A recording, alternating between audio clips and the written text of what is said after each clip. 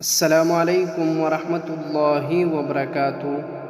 دوستو، آج ہم چوتھا کلمہ سیکھیں گے، تو چلیے شروع کرتے ہیں۔ بسم اللہ الرحمن الرحیم۔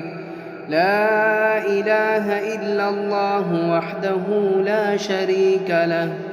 ترجمہ: اللہ کے سوا کوئی معبود نہیں، وہ اکیلا ہے، اس کا کوئی شریک نہیں۔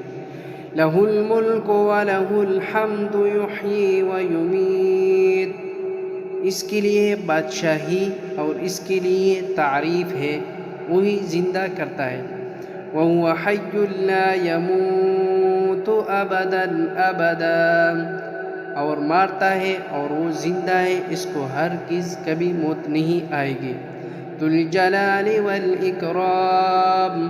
بڑے جلال اور بزرگی والا ہے۔